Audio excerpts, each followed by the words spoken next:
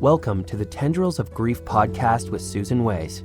In each episode, we explore real stories of grief with inspiring messages on how to navigate this life-changing experience and discover how to live a meaningful life after loss. These stories will take you on a journey to create hope, healing, and new possibilities in the devastating and confusing space of grief.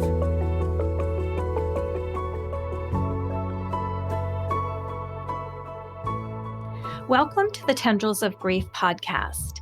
Today, my guest is Caroline Nadine Helsing. Caroline is an alumna of the University of Hawaii. She currently lives in Newport Beach, California with her husband and their dog, Daisy. Unapologetic is her debut book. Before delving into writing, Caroline began her varied career path as an international model and actress. Her work took her from Europe to Asia and all through the United States, where she appeared on countless covers and in over 60 commercials. Before she turned 30, she founded an internationally renowned pet products manufacturing company. After selling the company in 2013, she parlayed what she learned in front of the camera to her work behind the lens. Her photography credits are varied. Caroline was chosen by leading philanthropic organizations such as Doc in a Box 360 and IUTA International to document her photography, their medical missions while traveling to remote areas of Mexico, Peru, as well as deep within the Amazon jungle. She was chosen as photographer for the Newport Beach Host Town Committee for the 2015 Special Olympics, working with athletes, press, and city officials. Caroline has photographed Newport Beach business leaders and local political figures for the 2016 and 2017 campaigns. She's also worked as a freelance writer for the Orange County Register and the Newport Beach Independent. Welcome, Caroline. Gosh, thank you so much. I'm excited to be here to talk with you. I'm excited to have you here. Wow, that was a bio. And I always read the bios ahead of time, so I'm prepared. And I still had trouble stammering that out. That's okay. But lots of great things that you've done. What brings everybody here is powerful grief story. Mm-hmm. So if you could share your grief story with everybody, that would be great. Yeah. Well, thank you. So my grief story is about the loss of my mother. My mother passed in 2019, so it's been almost 3 years now. She passed on New Year's Day. And it's always hard to lose a loved one around the holidays. So I'm kind of entering into that time. And, she went into the hospital on Christmas Day and into hospice on her 50th wedding anniversary with my father. And but she was such a bright light and such a unique character. Like I always say, she's sort of a cross between like a Holly Golightly from Breakfast at Tiffany's. She had this air of innocence about her, but she was also like this fantasist who loved glamour, and it was always on a shoestring budget. So she was just really unique. And she also was a little bit of like a Moira from Schitt's Creek, really not your typical mother. So I in the back of my mind, I'd always kind of wanted to share her stories. As I've been a writer and I've always sort of journaled my whole life since I was a child. And I always feel like I'm a little bit better with the written word, to be quite honest. So sometimes if I have something important I want to say, I'll write it out first. But basically that was how I got through, and you're still in it, you're always in your grief, but that was how my journey of kind of going through my grief of losing her was to just journal and to write about my feelings and what was happening. And to be quite honest, the first piece I started to write about was the my journey in taking her back to New York City, which was her favorite city in the world. And she was a true New Yorker. She had a love affair with that city like no other. And when she passed, we realized that she didn't have an after death plan. So there was no really discussion of what is it that she wanted, did she want to be buried here? Did she want to be, cremated there? Well, there was no discussion. So I had to go by things that she had said in the past, a couple times, about how, in her words, she's like, when I die, I want my ashes spread across Bergdorf Goodman. A high-end department store in New York City. So to kind of give you an idea of her character. But, basically that was like, well, that inspired me to take her back to all of her favorite places. And I knew that would be a perfect tribute to her.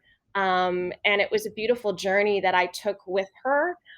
So that's kind of what I started to write about. It was the first piece I wrote, and it wound up being towards the end of the book. But so I started to write to kind of make sense of everything and my feelings. And as I was sort of reliving our memories together, and I would also talk to our family members and get to know things about her that I had never known before. I talked to her best friend Marilyn, and I had learned things about her that I didn't know. I mean, I knew she used to go to the Catskills in New York City with her, and they would spend all their time, kind of amongst the celebrities, and Marilyn was a singer, so she used to open up for the acts there, and my mother would go with her. And anyway, so I had a lot of stories that I gathered from Marilyn, and it was just really cool. It's like I was getting to, even though I was so close to my mother, I was kind of getting to know her on a deeper level, and more as like a full-fledged person. A child will always kind of just see their parent as their parent in a way, and after her, it's like talking with my father and knowing how they were together. And it was just like I understood why she made the decisions that she made in her life. I understood, like I got a better idea of like why she was such a fantasist, or why she did this or that. Like she lost her father at a really young age, and so she she kind of moved into this like world of like escaping into like the movies and the era, and in the music of that era, and like she kind of stayed there, even decades and decades later. She was always kind of in that era, if that makes sense. It does. Yeah. There's so many things that you said here that I think are so powerful, and I want to unpack. And first of all, really, when someone passes, it's so nice to have a death plan. And as you were saying, where do you want to be buried? What do you want to, where do you want to be cremated? Whatever the plan is, that's wonderful. But in the end, it becomes the journey of the person who is surviving, or the people who are surviving. Because someone said to me, a funeral director who I interviewed said, I don't care what you do because I'm going to be dead. Right. And so it is about, and what you did, it was a way to honor her, but it also fed your soul in such a beautiful way. So I love that. And the other thing that you said that I thought was really wonderful was the fact that we're multifaceted. We're not just a daughter or a friend or a colleague or a mother or a sister, whatever. We are all of those things in one, and you share different parts of yourself with different people. So we almost never can know that one person fully, the whole person. We just know the parts of the person that we see. And I think sometimes we don't even know ourselves fully, because we don't get to see ourselves through others' eyes unless we ask questions and have those wonderful conversations. So those stories become so powerful when someone dies, because you're totally right. You get to experience this person, no matter how close you were, in a different way. That's beautiful and eye-opening. Yeah. It's true. And also for me, we were talking a little bit earlier, I started writing this just before the pandemic. when we were all just at home, with no distractions, I went full force into just writing this book. And it was such a blessing to me because it felt like she was always with me. It's like what I thought about when I woke up. It was what I thought about, right? Last thing I thought about when I went to sleep. And she was in my mind all the time. So I feel like, and it wasn't planned, but I feel I'm at peace with I of course I have waves and grief, but like I feel like because I wrote this book about her life, like I had the opportunity to fully sit with it. Do you know what I mean? Like I didn't have the distraction of having to go into an office or being distracted by social plans or whatever. Because that wasn't happening. And I just sat with our memories and then new stories that I would discover. And so for me, I feel like that whole process of writing about her was such a therapeutic process, and it was a gift. I kind of feel like she gave from afar.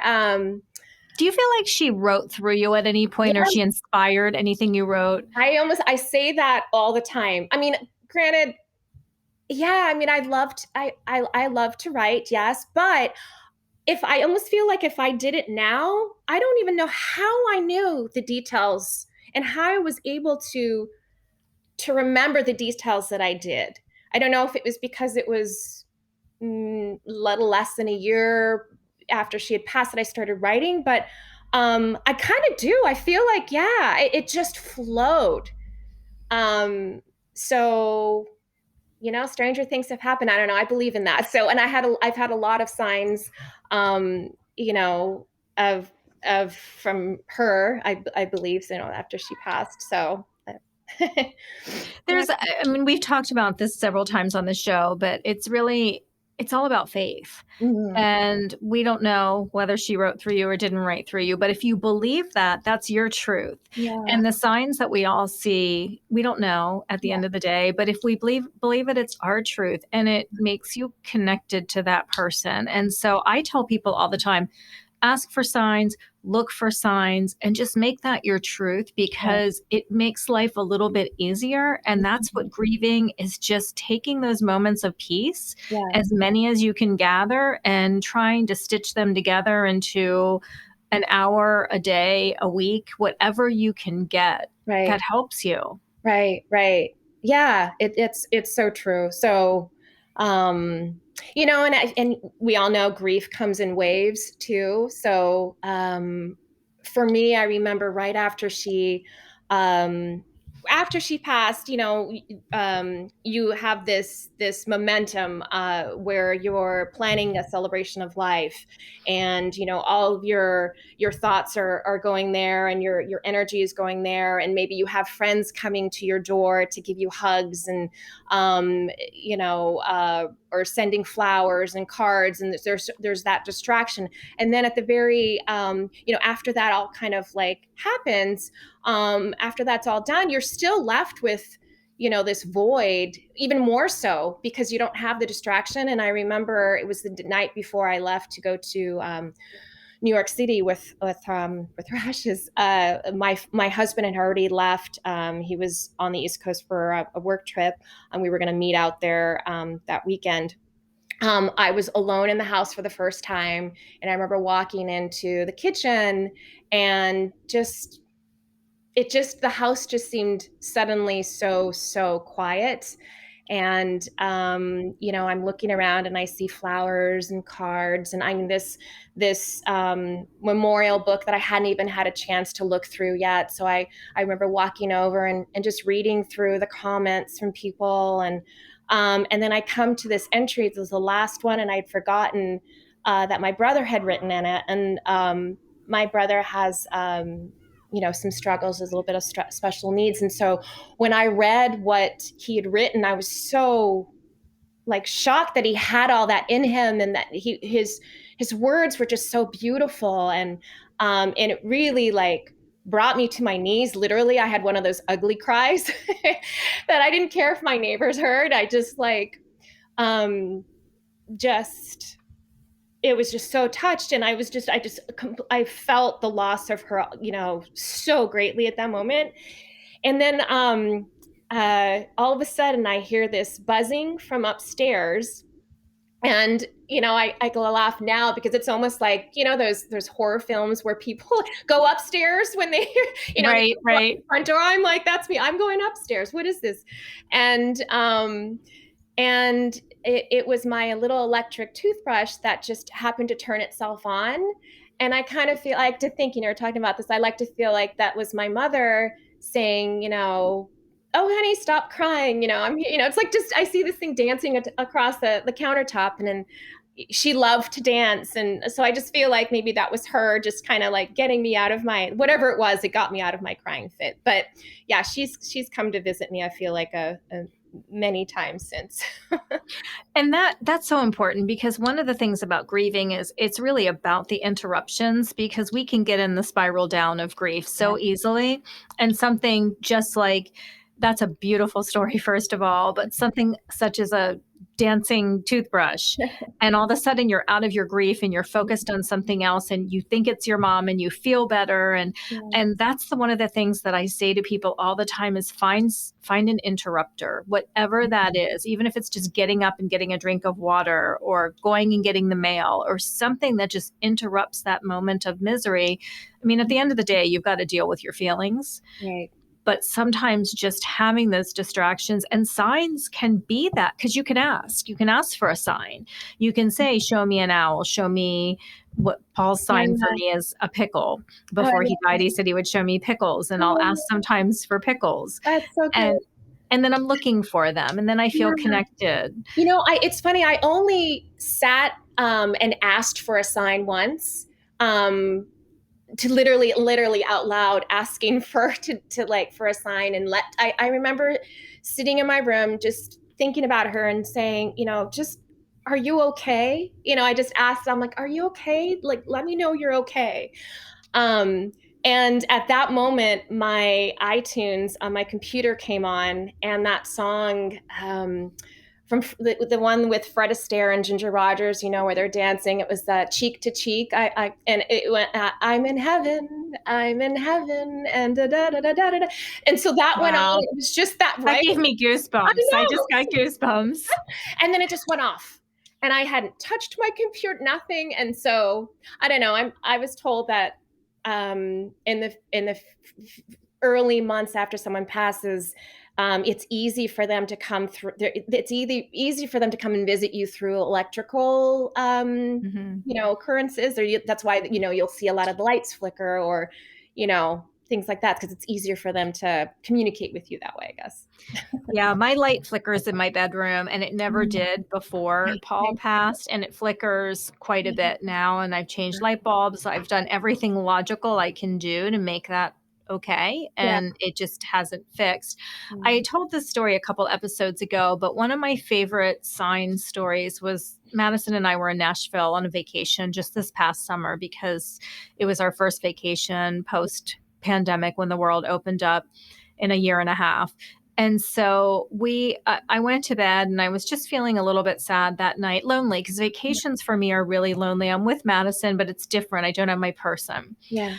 And I went to bed, and I was feeling really sad. And I said, would you please just show me a butterfly? I'm like, I just want to see a butterfly.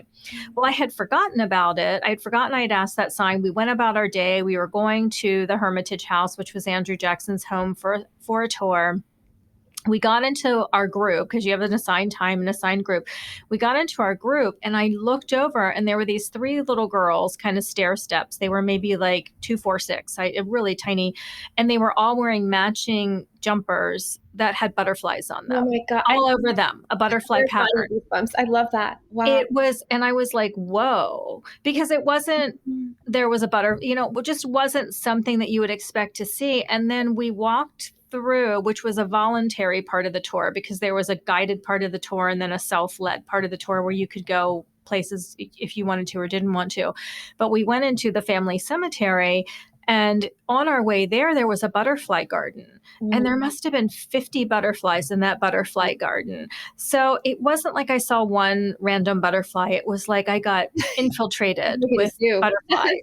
Wow. And it was just really, it was stuff like that. It's just, and again, it just made me feel so connected to Paul in that moment. And it made me feel like he was listening to me and he was responding to me. And so I ask for signs all the time. I usually get them.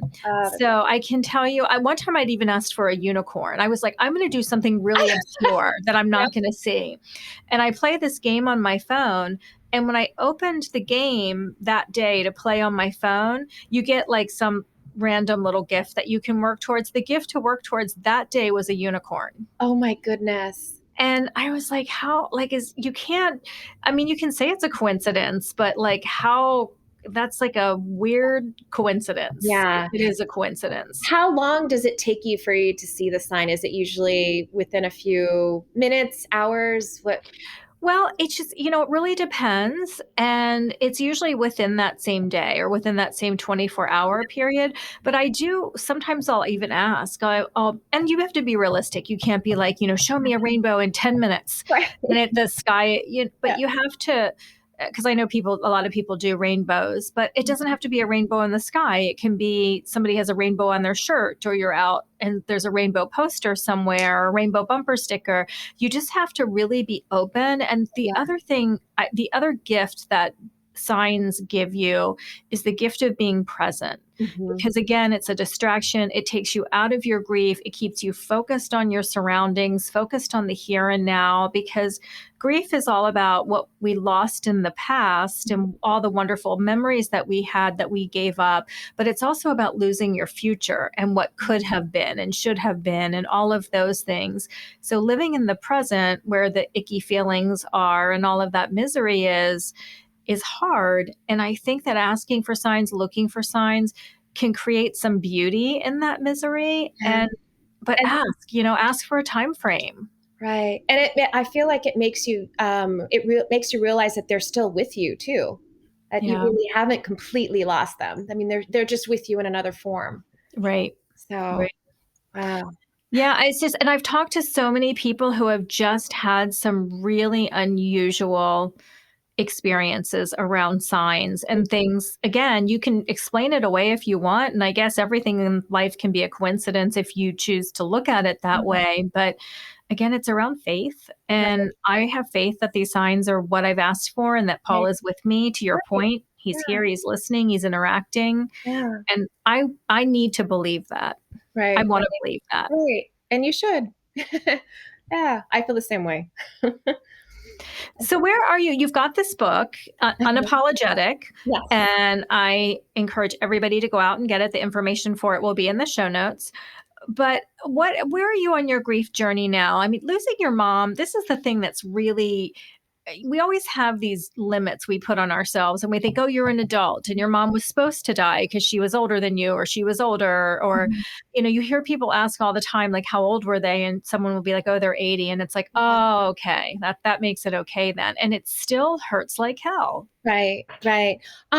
Honestly, I am, it's interesting. I just lost,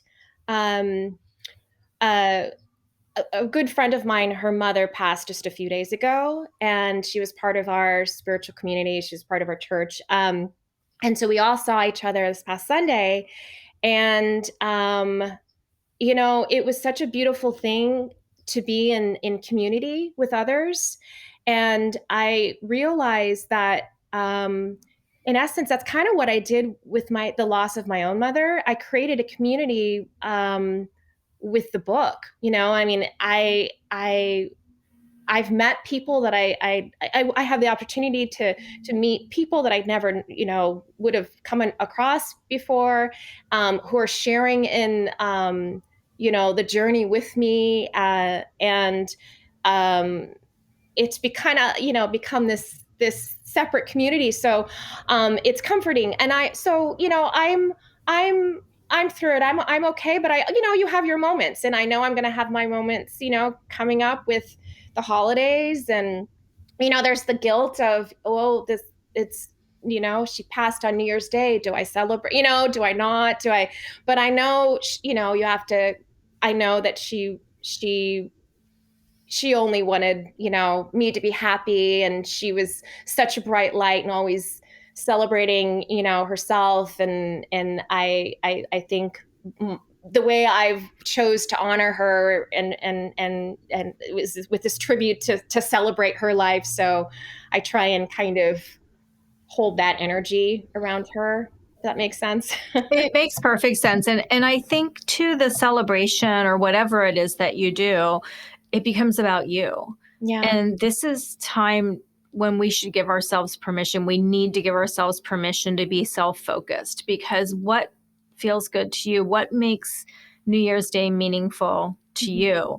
And then that's what you do. And if it's in your pajamas watching Netflix, then that's what you do. But if it's having a big party, inviting friends over, going to church, whatever that looks like, there's a meme that I love, and it just says, whatever's good for your soul, do that. Yeah. And I love that. And I think about that all the time, because Paul passed away 6 days before Christmas. Yeah. And I could choose to have a terrible Christmas and be sad, but he loved Christmas. Right. And he would want us to be enjoying and having the best Christmases ever. And I've still carried on that tradition. And that makes me feel good to be able to carry on our Christmas traditions with my children in a way that just feels good. And his stocking still goes up on the mantle, and I don't put anything in it, but it's still, there's a place for him in our Christmas celebration, and there always will be. Yeah, that's beautiful. That's beautiful, especially for Madison to see that and still kind of have him with, right?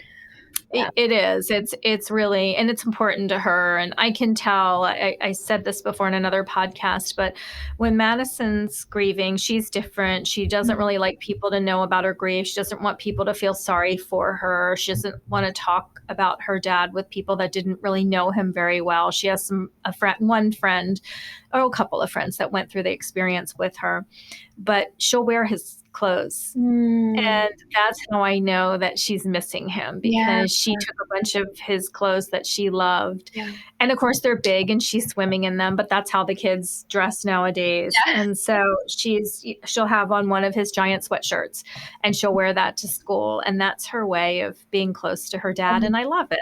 Oh, that's beautiful. Yeah. We all grieve in our own ways, and that's okay. So, yeah. Oh, yeah.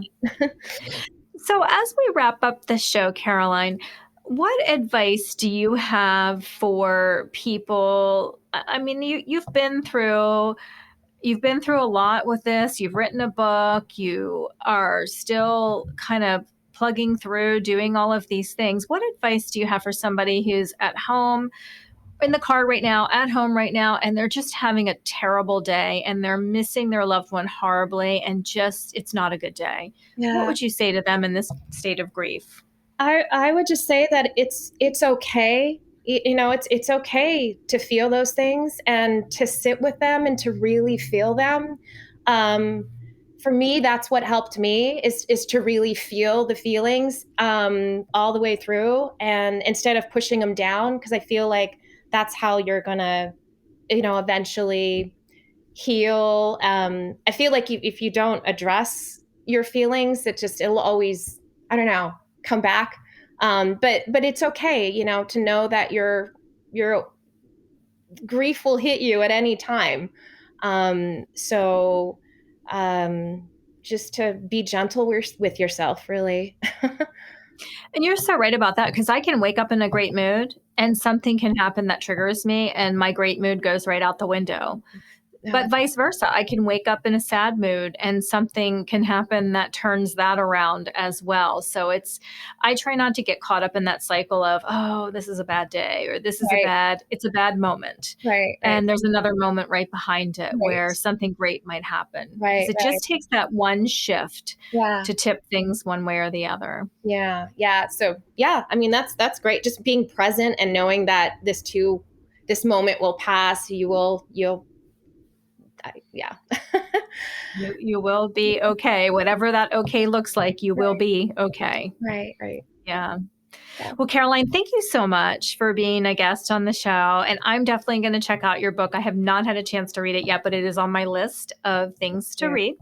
So I hope everybody else goes out and gets the book, and they can learn more about you in the show notes as well. Yeah. Oh, I appreciate that. And I just wanted to say it's something that you can even do. Anyone can really do it, and even for someone who's, if whether someone has, that has been close to you has passed, or they're still in your life, I mean, ask them questions. I feel like it's such a beautiful way to have a legacy, for them. And I know one of my girlfriends did this for her grandfather, and he's still very much here. And it was such an honor for him to be able to read a book, that she wrote about him, and share with the rest of his family, his stories. So, anyone can really do it, I think. I think you're right. You're absolutely right. They're still here. Ask questions, ask for signs, whatever you need to do to feel connected with them. Right. So thank you. Excellent. Well, thank you everybody for tuning into today's show. Remember that you have the power to ask for a sign, be specific, and then be present so you're aware of that sign when it comes to you. I wish everybody a week full of peace. And if you have not done so already, please go out and take a few minutes to rate and review the show. That's what gets this show in front of other people who are grieving and helps them hear this important content. Take care. Thanks for listening to today's podcast. Please remember, no matter what you are going through, no matter how tough, you are not alone. Connect with others, and most importantly, be kind to yourself.